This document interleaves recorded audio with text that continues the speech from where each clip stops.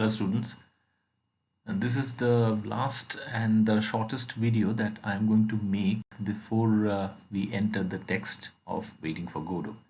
And here you have to think of a few things which are extremely important when it comes to the understanding of the play. And the first thing that you need to note when you are reading the text is that silence. So silence is often more meaningful than the dialogues that we find in the text, right? So often you would find that there is nothing, no one says anything. There is a very disturbing silence which is at work, and you have to notice that, you have to interpret that, and for this you have to read between the lines.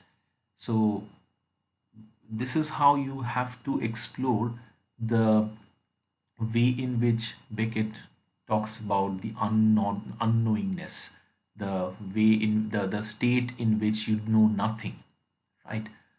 So this nothingness, this inscrutability of fate or inscrutability of life, whatever you call it, inscrutability of the supreme being who governs you, if you think of any theological dimension,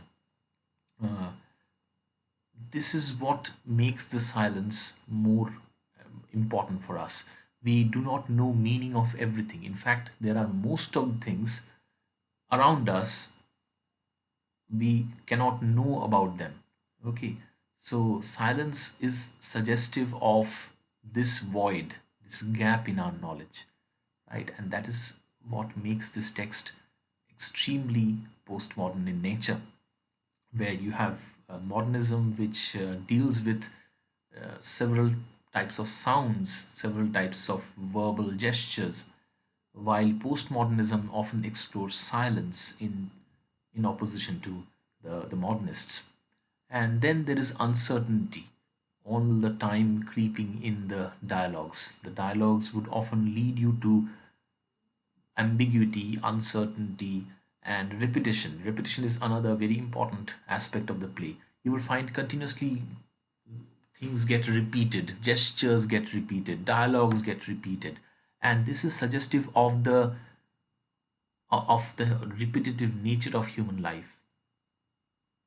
And as Vladimir Estragon would remark, that we always have something to deal with, right? We always have something to make ourselves distracted, to distract ourselves. So this is what happens in Waiting for Godot. This is what happens in life. We always make, we always think that we are making meaning.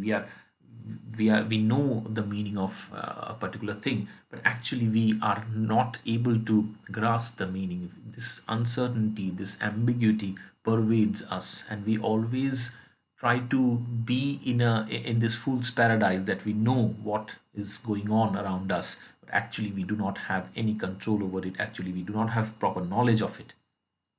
And this comes with another aspect of the play, which is fear. The play deals with fear, not in the sense that you would find a Pinter play to deal with. A Pinter means Harold Pinter, and Harold Pinter's comedy of Menace is dealing with this theme of fear in a more pronounced manner. Waiting for Godot is still a comedy, and ultimately they would laugh at the things. Ultimately, they would laugh it out of their mind, and then you would not be afraid per se, but often you would find there is a menacing problem. There is a menacing uh, idea which tries to creep in the dialogues of Vladimir Estragon. And if you think of the way in which often they feel the pain, often one of them cannot put off his boots. Often, why do you think Lucky is like an animal? He's treated like an animal. What kind of authority Pozo has? What kind of authority Godot has? So this fear, this menace is always there, and that's why this play is so unique. And for every note suggesting bafflement, suggesting insecurity, nullity, or unease, there is a comment, a gesture, and or something that conveys an emotion that delicately and often humorously resists and modifies the negative. So you would not find all the time this play is not all the time very negative in nature. Uh, Many critics remark that the tree, which remains empty in the first act, has a few leaves towards the end of the play. So this is again a very positive thing, according to many critics, that something positive is going to happen. And in the same way, you would find that there is fear, there is uncertainty, silence, and repetition and ambiguity. On the other hand, you have certain positive gestures, certain desperate attempts by these powerless tramps to communicate among themselves, to develop a bond. Though they fail, they know they are going to fail. They know that probably Godot is not going to come.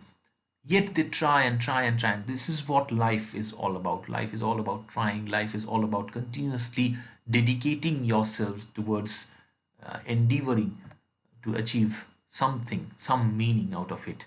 You may fail. You may not be as satisfied as you expect.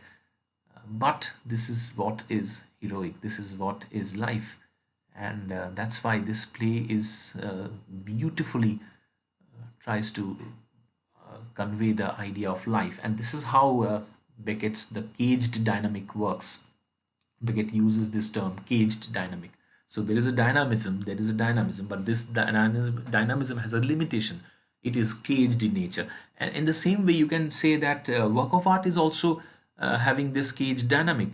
In work of art, you can see a kind of motion, a kind of action all the time. And at the end of the day, we all know that it is static. It is not going to go away. Think of Keats's On a Grecian Urn. The urn is a cold pastoral. So, yet there are certain pictures which are vibrant, which are speaking of life, which are speaking of youth, beauty. Basically, it's a cold pastoral. It's not going to move. It's not going to breathe. And that is how the cage dynamic is extremely important for Beckett. It is not only trying to summarize his own rhetoric, but the way in which we may conceptualize work of art. Okay, think about it. So we are going to start the play very soon. Hope you enjoyed the introductory lectures of mine. Please give me your feedback. Thank you.